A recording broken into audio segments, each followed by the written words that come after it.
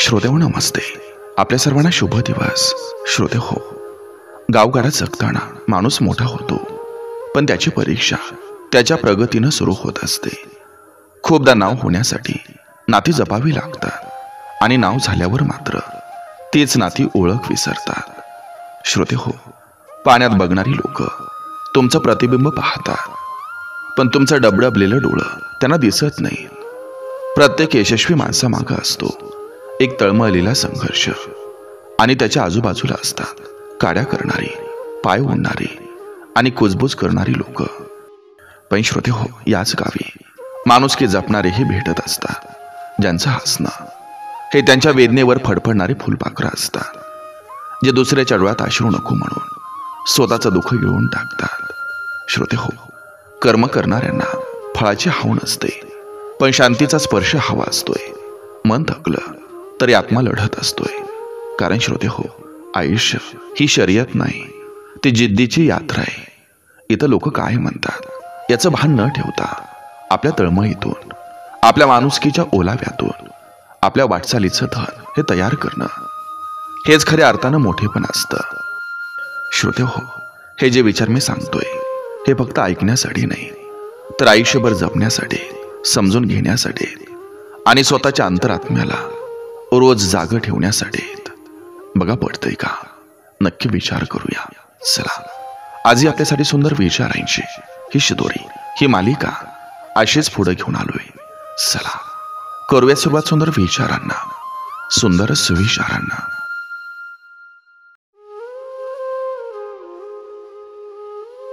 तुमचं कर्म चांगलं असेल तर कितीही टोचणारे बोलले तरी शेवटी त्यांनाही लाज वाटते आणि तुमच्या पावलावर फुलं टाकावीशी वाटतात.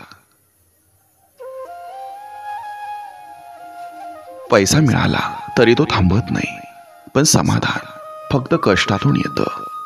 जेव्हा रात्री झोपताना मनात आज चांगलं केलं असं वाटतं, तेव्हा ती खरी श्रीमंती असते. नियती ही अशी असते की सुरुवातीला ती फक्त पाहते आणि शेवटी जे प्रामाणिक असतात त्यांच्याच बाजूनं उभी राहते. दिसणारं सत्य अनेकदा फसवं असतं, पण मनात प्रामाणिकपणाची ज्योत पेटली असेल तर तो उजेड उशिरा का होईना पण झगमगतो.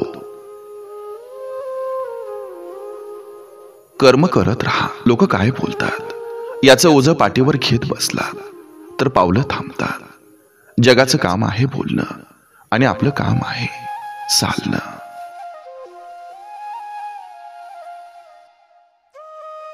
माणूस मोठा असतो त्याच्या थाटामाटानं नाही, तर एखाद्या गरीबाच्या डोळ्यातलं पाणी त्या पोचण्याच्या वृत्तीनं.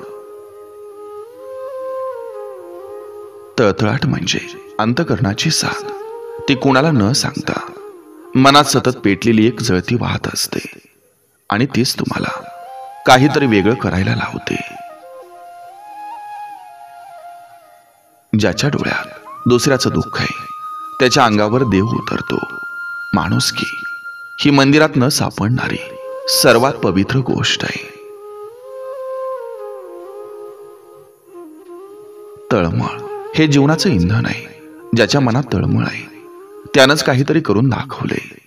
ज्याचं जीवन सोपं होतं त्याच्या गोष्टी ऐकायला भारी, पण त्यातून प्रेरणा मिळत नाही.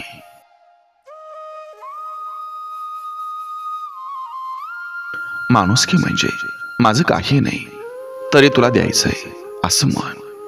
हातात काही नसलं तरी चेहऱ्यावर हसू असावं आणि दुसऱ्याच्या दुःखाला आधार द्यायची हिंमत.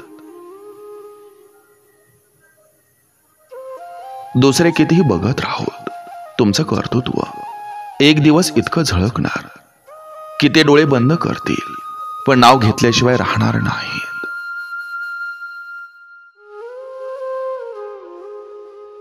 पाण्यात चंद्र दिसतो, पण हात लावताच त्याचा तरंग तयार होतो. तसेच काही लोक असतात, वरवर सौम्य पण आतून अस्थिर. तुमचं यश त्यांच्या मनाला चाटून जातं, कारण त्याने प्रयत्नच केले नाहीत. जे स्वतः नशिबावर जगतात त्यांना मेहनत करणारे सहन होत नसतात. स्वतःच्या अपयशानं जे त्रस्त असतात ते दुसऱ्याच्या प्रगतीला नावं ठेवतात. त्यांचं कामच असतं दुसऱ्याच्या चुका शोधणं आणि आपल्यात सुधारणा न करणं.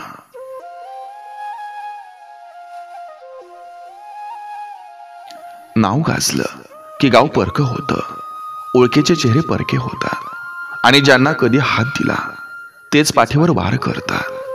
पण अशा वेळी मूक राहा, कारण काळ ओळखतो खरे कोण आहेत. गावाचं जगणं सहज दिसतं, पण त्यामागे असतो एक मोठा संघर्ष. लोकांना वाटतं सोपं रे त्याचं, पण खरं तर आपल्या लोकांमध्ये आपलं ठिकाण बनवणं हेच मोठं युद्ध असतं.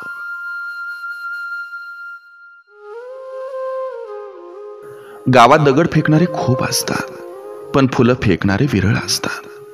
मनाच्या कुपीत प्रेम साठवून माणसं जोडणारे मोजकेच असतात. सत्य बोलणाऱ्याला गावात टोकलं जातं, कारण खरेपणा सर्वांना सहन होत नाही. लोकांना गोडगोड खोटं हवं असतं आणि तुम्ही जर थेट बोललात तर ते तोंड फिरवतात. गावात नाव झालं की काहींच्या मनात शंकेची पाल चुकचुकते. त्यांना वाटतं हा एवढा कसा पुढे गेला. त्यांना तुमच्या कष्टाचं जीवन समजत नाही. त्यांना हसू येतं, पण तुम्हाला रडून घडवलेली ती कहाणी माहीत असते.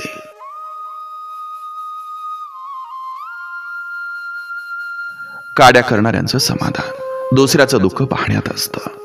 पण जे झोरतात रडतात तरीही माणूस पण जपतात ते खरे असतात.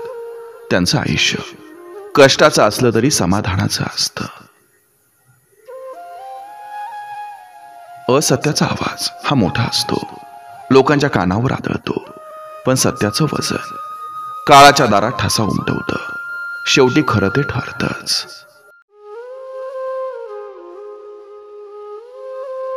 कधी कधी आपलाच वाटणारा माणूस आपल्याच पाठीवर वार करतो. तेव्हा समजतं रक्ताचं नातं नसलं तरी विष घालण्याची वृत्ती ठरवते की कोण आपलं आणि कोण परक.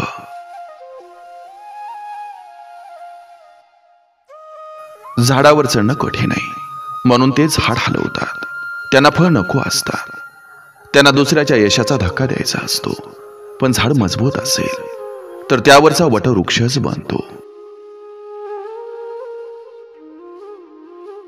काड्या करणाऱ्यांचा हेतू कधीही यशस्वी होऊ शकत नाही, कारण ते स्वतःच्या अपयशाचं कारण हे दुसऱ्यामध्ये शोधत असतात. दुसऱ्यांच्या वाटेवर काठी पेरताना ते हे विसरतात की तिथून कधीतरी त्यांनाही चालावं लागेल.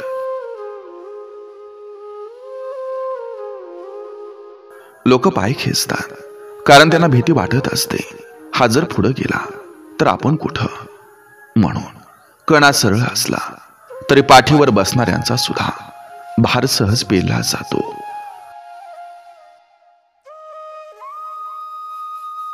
प्रगती झाकून ठेवा, कारण नजर ही काळीच काढते आणि लोक उगाच विचारतात अरे एवढं कसं जमवलं.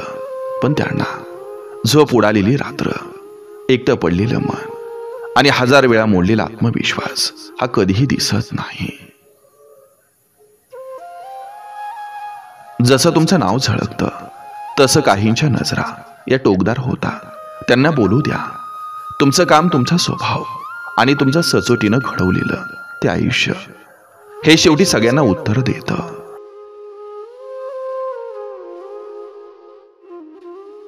तुमचं यश काही लोकांच्या डोळ्यात खुपतं, कारण त्यांच्या स्वप्नामध्ये सुद्धा तुमच्यासारखी धडपड धग ही कधीच नव्हती.